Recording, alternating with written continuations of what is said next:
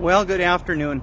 It's a beautiful, sunny and kind of a slight breeze here in the afternoon. I'm at Handy Andy's nursery, of course. Here we are with our weekly What's Up Wednesday.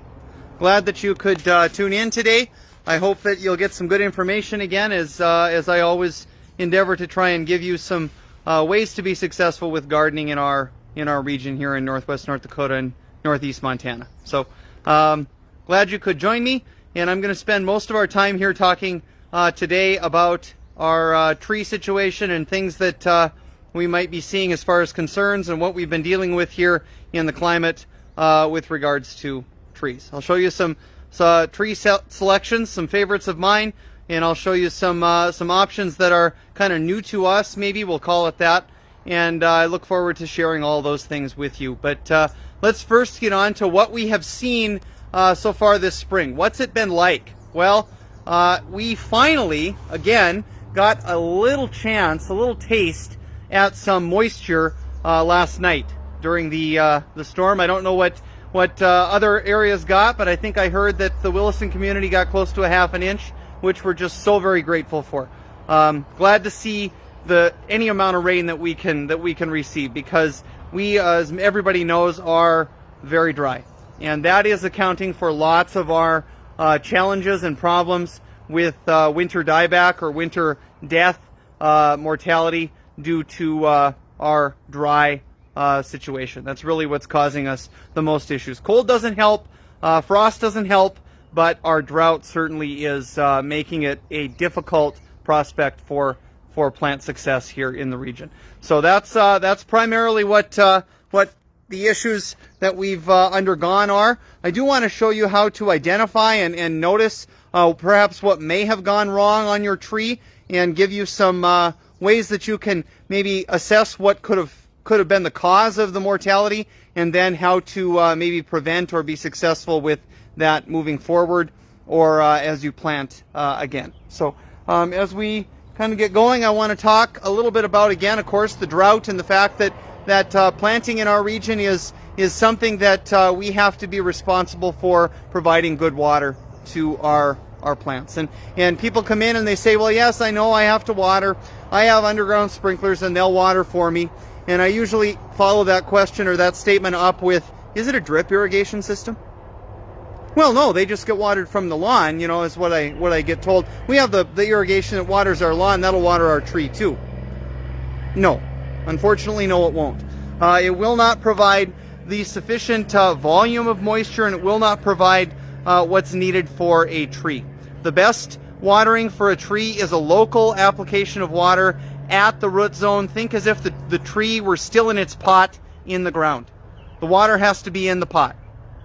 So we need a local application of water, not an overhead irrigation of water. When we do that, we're watering grass, and we're watering a very, very shallow root system, and not much of that water is getting below that root system and into the ground. So we can't rely on lawn irrigation to water our trees. We need to either use a tree water bag, as some of you have seen, zipped around the trunk of a tree, or we need to use a hose, trickle of a hose, in the evenings or time when we have time to do that, and we need a long, slow trickle of water at the root zone of the tree. That's the best way to water a tree. Tree water bags work when you fill them, but you can't zip the tree bag around the tree and just hope that there's going to be water in that bag. So we have to fill that bag, and that bag is good for that long, slow application of water, like I mentioned. They're really great for that, so that may be a benefit to you. Some people say, well, I have a lot of trees and I don't want to spend money on bags, and I have something else. Some people use 5-gallon buckets and a rock in the bucket. Whatever works for you, long as it works. That's what matters. Punch a tiny hole in that bucket. If that works for you, and you got a rock there to hold the wind, hold it from blowing away, that's great. Whatever works for you, it just has to be consistent water at their root zone. That's really what's going to help you be most successful in our region, is the water regiment has to be set well. That has been probably our biggest challenge as far as why things have died. I've kind of said that already. So I want to give you a list of some tree choices that moving down the road you won't have issues with, or as many issues with, drought as maybe some other options. But the water is really the key. The other challenge that we dealt with this spring was definitely spring frost. We were just all over the place, up, down, warm, cold, and it was very, very hard on so many of our perennial plants, because they would start to push, they would start to flush their new growth, and then they would get nibbled by some hard frost, some pretty rough frost actually, down into the 20s, and that just was very damaging to them. So we'll look at some of those damages too, and we'll see what we can see on that. Some tree choices that I really am starting to push as far as good for the climate, set it and kind of in a few years you can more or less forget it, are some real good tough tree choices. Hackberry are great, honey locust are great, elm are pretty good. And somebody says elm, well, no, I don't want to plant any elm, I don't want that Dutch elm disease. Well, the new cultivars are DED, many of them are DED resistant or Dutch elm resistant. So we'll look at one of those.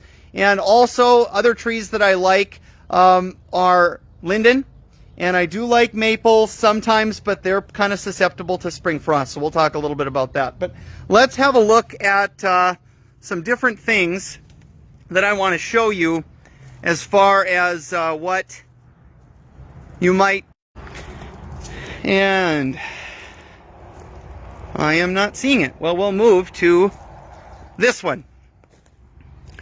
So sometimes, especially after circumstances of last night, you may start to see things like this going on in the tree.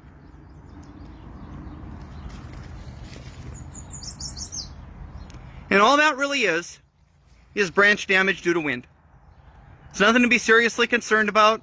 It's nothing that you could have really done that would have prevented this problem necessarily.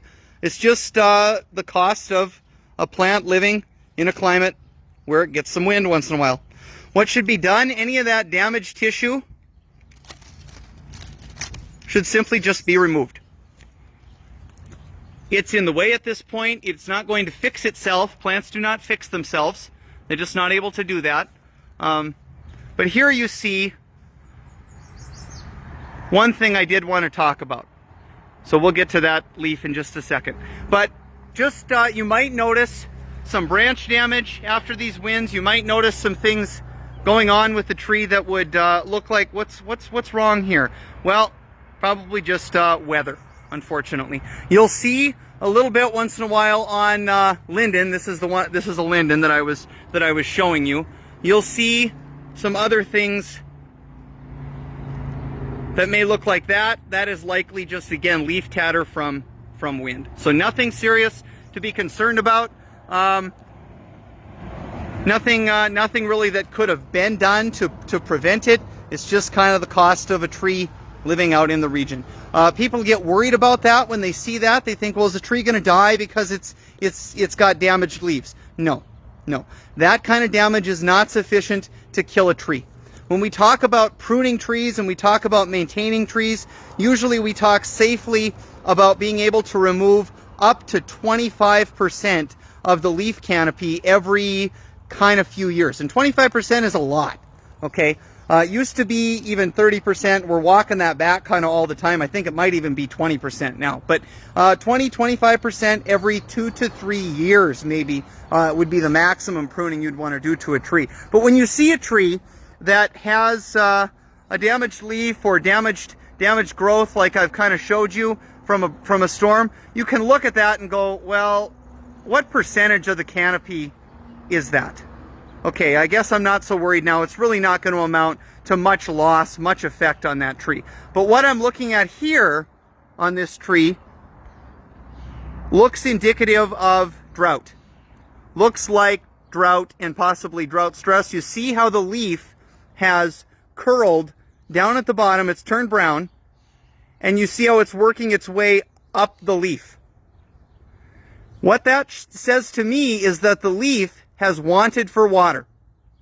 And the plant has not been able to provide it by drinking it from the roots. And so what's happened is the plant has sacrificed that growth back up the leaf. And if it's bad enough, it will lose the whole leaf. But this was bad enough just that it lost part of the leaf. Sometimes frost can look like this too in the spring of the year. People will see something happen to their tree and they'll think, well, it couldn't have gotten dry. I wonder if it was frost. Could have been. Possible. Sometimes frost will turn things black though, not brown. Okay? We're going to look at this one. This is a poor little linden too. And this looks to be damaged from frost. Linden are a very late tree to wake up. I've got this one on the lot and I'm just leaving it here, but you can see it's not awake yet. And it may not wake up. I'm not sure. It has a chance still, but it is definitely in dire straits. It's possible that these buds were damaged by frost and may not open. You can see closely at the branch there, if I can get my camera to zoom, that it is kind of shriveled and shrunken on that branch. That doesn't lead me to be very hopeful. What can I do for a tree that's struggling like this? The best thing I can do is to water it. Make sure that it does not have to even search for water.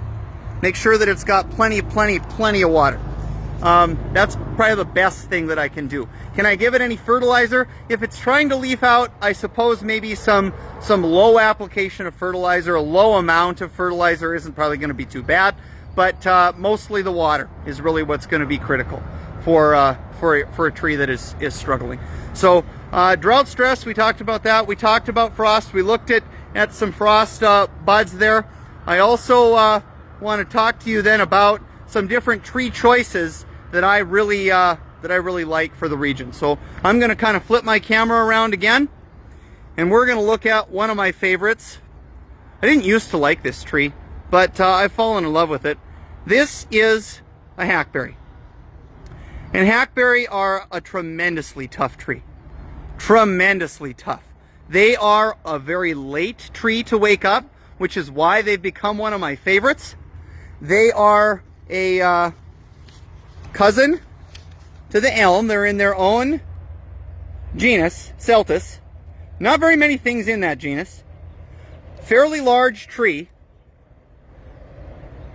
Beautiful yellow fall color. You see again some evidences maybe of a little bit of leaf tatter or maybe a tiny little insect having some lunch on a tree. Again, not going to defoliate the tree enough to cause any serious damage. Not worried about that at all. Could be thrips, could be something. Could be something. Tree is going to get about 50 feet tall,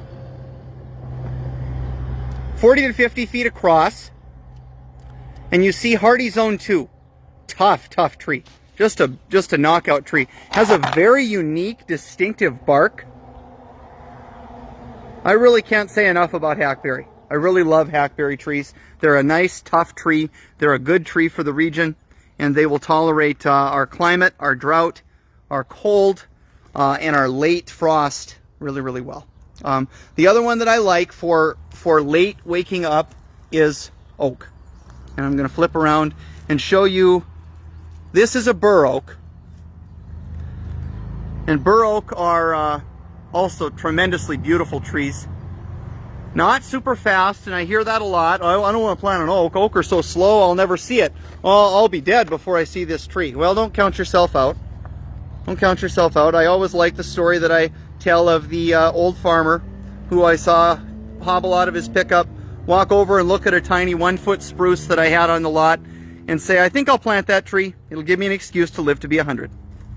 And that's the mindset we really should have. Trees will grow, especially if we take care of them. I'm going to show you another oak though, because the bur oak is the one that I just walked away from, and it's very good for the climate. It's a very tough tree. Really no fall color to the oak. It kind of that bur oak. It kind of just is brown. But this pin oak, this ellipsoides, has a little bit of a different oak leaf, and this Majestic Skies has a red fall color. Pretty good sized tree again, about 50 feet, about 30-40 feet across. But you can see hardy down to zone 3. cold hardy as all get out. Nice red fall color on this plant. So it may be a good option for a sub for some of these maple where everybody's got to have that red fall color, and we just can't seem to succeed with maple. Have some other things I'll tell you about maple though in a little bit when we get to those. But the Majestic Skies really is a great plant choice. Nice tough tree. Also late to wake up, which is great for our region. We seem to be experiencing some seasons of late frost again. Frosts into the middle of May that are kind of damaging. Cold. 32 is fine. Tree can handle that. Even if it's going to leaf out, it's probably can handle 32. But when it gets down into the mid to low 20s, that's a rough go for a tree. So this is, flip this one around. This is the Autumn Blaze Maple. Everybody loves Autumn Blaze Maple. They love these trees. I get a lot of requests for these trees. This one in Sienna Glen. This is a Freeman maple. It's a Freeman cross, Acer Freemani, and they're beautiful trees. And if you can get them to any size, they are a great tree for the climate. They grow super fast. They have a parentage of the silver maple, and so because they have a parentage of silver maple, you can imagine the growth rate is pretty good. Many times faster maybe than the oaks that we just kind of got done looking at. But what we do struggle with maple is spring frost. Big time spring frost. I can't tell you how many times I have someone bring in a picture or bring in a branch of their Autumn Blaze or their Sienna Glen, and they show it to me and it doesn't have any leaves on it, or the picture it leafed out way low on the trunk. You know, maybe it's 10 feet tall and maybe only half of the bottom of the tree has leaves on it. And they say, what do you think happened? And I say, I'm just gonna guess frost. Well, what do you mean frost? They'll say, I'm gonna go over to, we looked at a Linden already, but I'm gonna go over to this pear that I have and show you that one also, so we can have another look at frost. All right, flip it around. Here we got a pear, and you see where there's some buds on this pear. That's some buds. They didn't open. They didn't open. Why didn't they open? Damaged. Damaged by cold. There we see a little bit of a black tip on that leaf. Evidence of frost. Is this tree dead? No. It's got some leaves on it. But if I scratch it,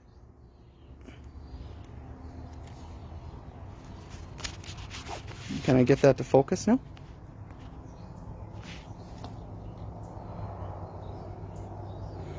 Not very well. Right there, I almost had it.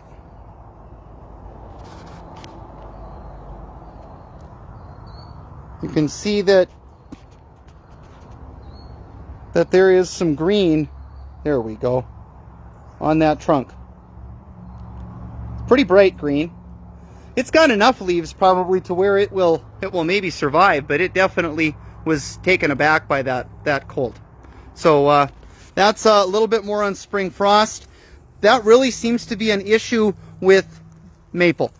They tend to kind of get up in the morning, plants, and they're really susceptible to spring frost damage in our region. And so that's something I wanted to kind of touch on today. The other one I know is really susceptible to kind of drought and spring frost is some of the birch. And we had a very warm kind of March, and that really was rough on birch. You'll see a lot of birch that are in trouble right now, and I blame that a lot on, again, spring frost. Some on the drought, but a lot on the frost, where they tried to start to emerge with their leaves in that late March, early April when it got so nice, and then we took a turn and got cold again, and it really just damaged those buds. But what can we do about that? It's not a real easy thing to answer. People are really frustrated and they're troubled because they babied this tree along for 3 years, 5 years, whatever it was, and now it's dead. And here it was just starting to become a tree, and now I'm back to zero again. What can I do? The best thing I guess I could say you could do for keeping a tree asleep would be to keep the soil cold. Well, how am I going to do that? How do I do that? You'll say. Well, the best way I can think of would be a heavy application of mulch. A heavy, thick layer of mulch over where the root system of the tree would be in the late fall. When I say late fall, I mean cold. When it is no longer above freezing anymore during the day, when it is like November, when it's in the upper 30s, maybe 45 once a week, gets nice, that's the time you should be thinking about a mulch application. Not in the summer. You don't want mulch against the trunk of a tree in the summer. Not good. You can create a habitat for disease, for fungus. It's a pretty dry year for that, but if you're watering that tree, watering at the base, you can still have a wet area and you can promote some fungal issues. So not a thick layer of mulch in the summer, but in the winter months to help keep the tree asleep, you can pretty much bury it and you're not going to hurt it. If it's asleep and it's time for plants to be asleep, late November, pile the mulch on. Thick layer of mulch, dirt even, fine, whatever you can do. And how long do I leave that on there? Till the middle of April. Leave it on there till late, maybe even late April, depending on what the weather looks like. And that should help to keep the soil, the root system cold, and help to keep the soil cool and help to keep the plant asleep. That's probably the best thing you can do for maple and things that are early risers. What could you do instead? Plant trees like I've already mentioned that are not really get up in the morning plants. Plant a hackberry, plant a linden, plant a oak, and you shouldn't have as many issues with spring frost. Still can have issues with it though. Still can happen, and it's one of those things that we're always going to fight, I'm afraid here. But I will show you a couple more things. I wanted to show you an elm. This is the Accolade elm. This is a hybrid elm, and this one is Dutch elm resistant. Very good growth rate on elm.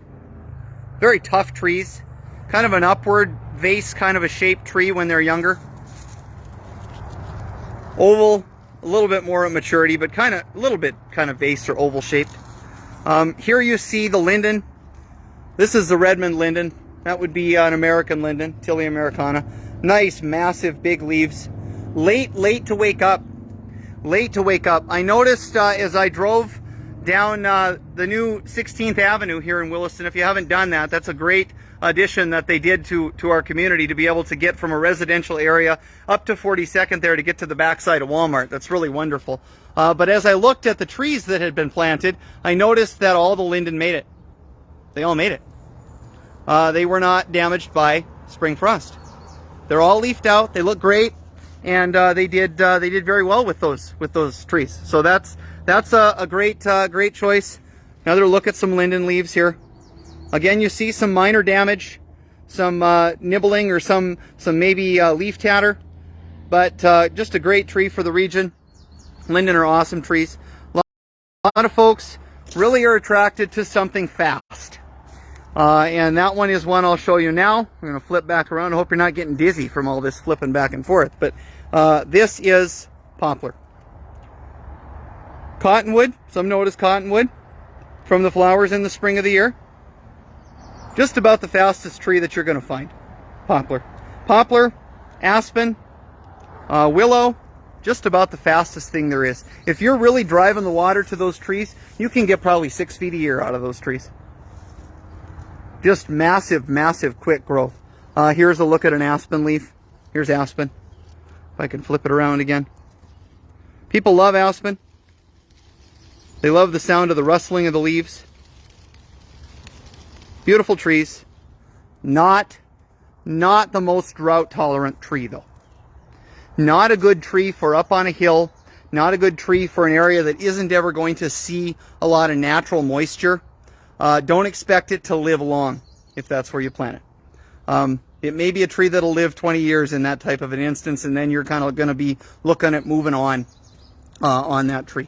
The other one I want to show you that I mentioned honey locust, and here's a honey locust tree.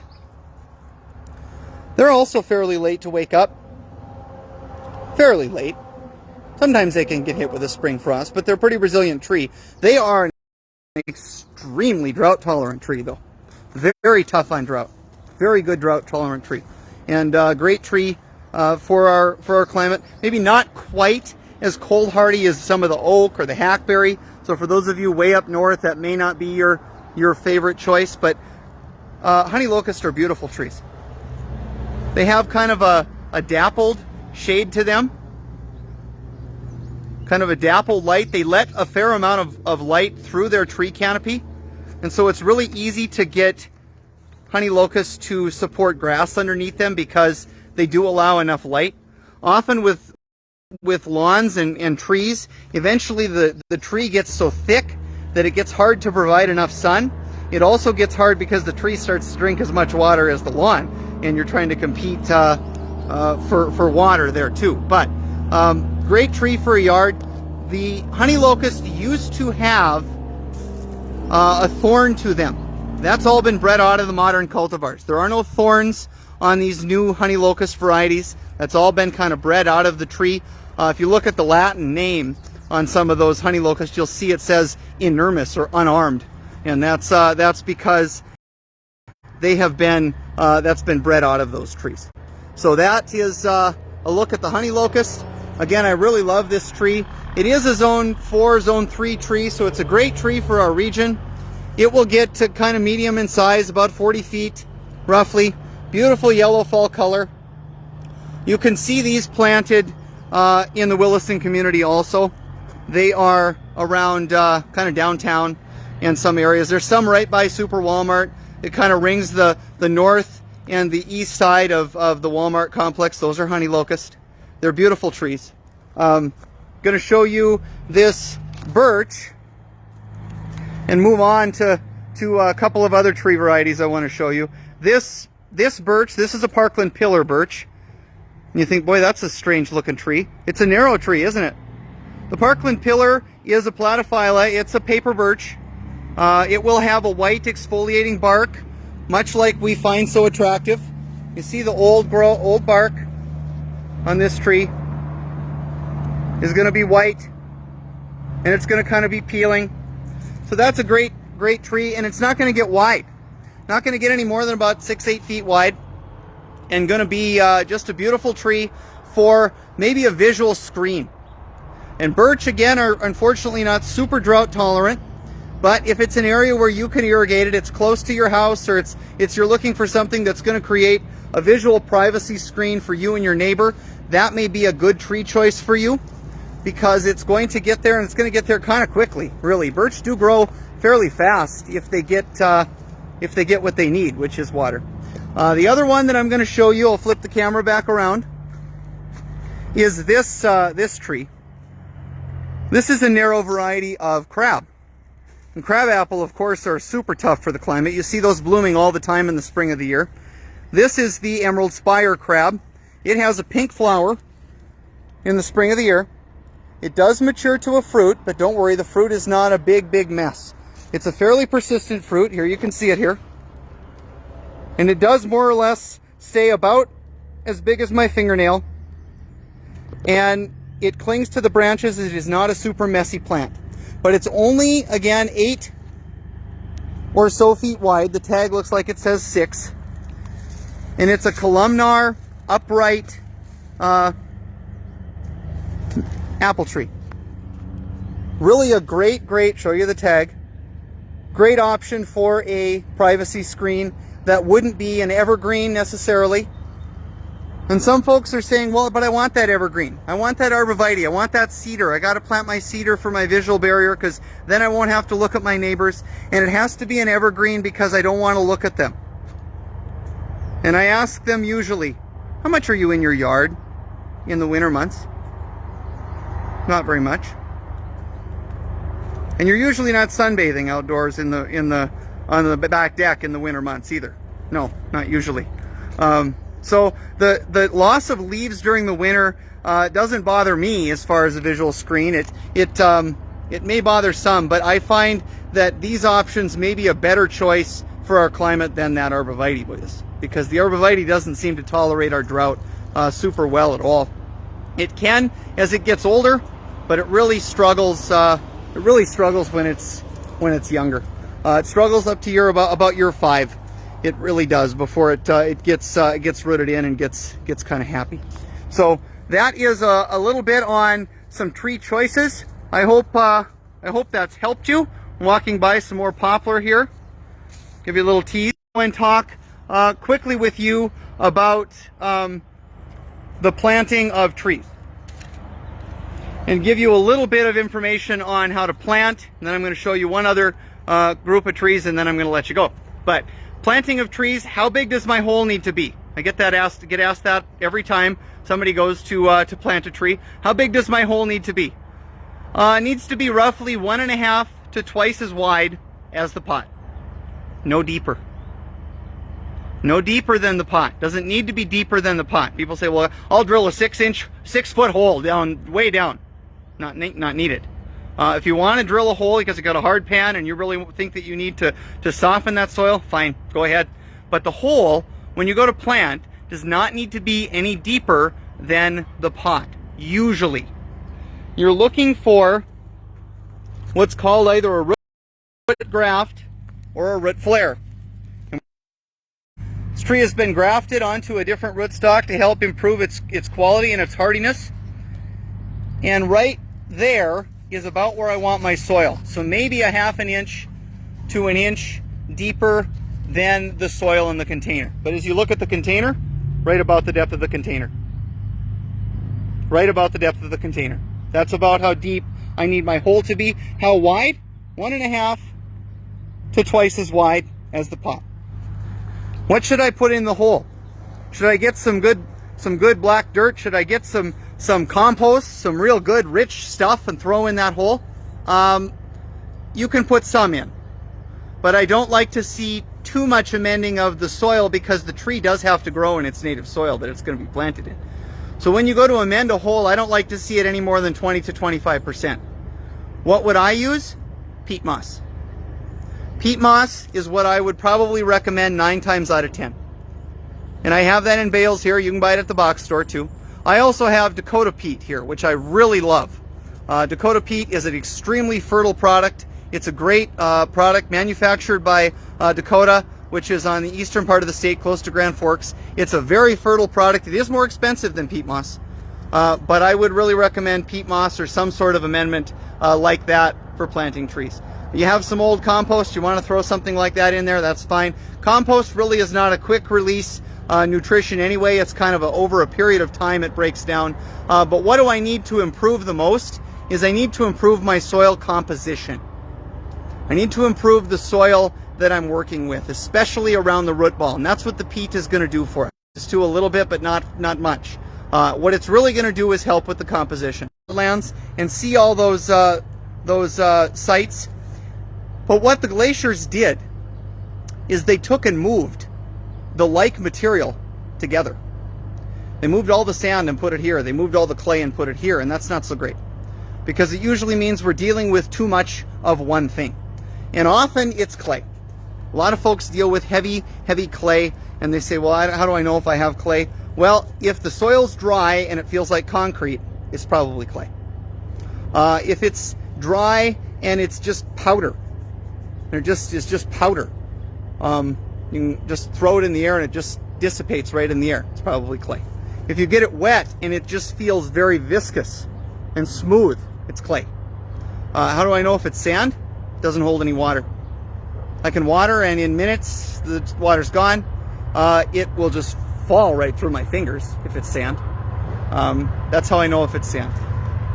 Peat moss is our friend for both of those problems. For the clay, what it's going to do is it's going to help make the particle size of the clay larger. It's going to help make the particle size of the clay larger because clay is the smallest soil particle. And it actually holds the water hostage. And so we're already in a dry climate, and now we add our clay issue where we just have to dump water on these trees, and we can't dump enough water because the clay doesn't give it up. So by adding some peat, about 20% to the hole, I can help to improve the availability of that water to my young tree. So that's the reason for the peat. in clay. The reason for the peat in the sand is it helps again to retain the water. It helps to hang on to some of that water. Dakota peat would be great. It's a sedge peat, be a great choice for your sandy soil because it's got a lot of fertility to it and it's going to help to hold on to some of that water. The other thing you could do is add a layer of mulch to the hole, top of the hole after you're done. Remember, not up against the trunk of the tree. You can have a real good thick layer of mulch out around the tree a little bit, but right next to the trunk, almost no mulch next to the trunk of the tree. So that is a little bit on planting of trees. I had two other tree choices that I wanted to show you. We looked at the crabapple, but I wanted to show you this one that is just starting to bloom here on the lot, this tree lilac. And isn't that stunning? Tree lilac are a little different than the shrub lilac that you're probably familiar with. Tree lilac bloom in June. They are beautifully fragrant. They're a wonderful tree. They get about 15 feet across, the ivory silk does. And it is covered with those white flowers in June. A little later than the common lilac. Not too big a tree, 25, 30 feet. Not much fall color to it. Kind of just bronzy colors a little bit maybe, but not real showy in the fall. But a beautiful tree. Lots of tree options down here at the nursery. I'm well stocked now on shade and ornamental trees. I'm a little weak on fruit trees, but that will be improving here later this month and after the 4th of July. So I will have more fruit trees in again later the month. First after the 4th of July should improve on the fruit trees again. Lots of shrub options. Perennial truck's supposed to be arriving yet this week, so I should have some more perennials to choose from. Our annuals are still on sale. We ran a sale through the weekend on annuals, so we had 30% off 4-packs, 30% off the filler hybrid annuals. That sale has been held over and is continuing, so that sale will be going through the weekend. We do look forward to having you join us, and in any way that we could be a benefit to you and helping you improve your outdoor space, we would love to be of assistance in any way that we can. If there are questions, leave them in the comments. Send us a message on Facebook. With that, I'll say good luck and happy growing.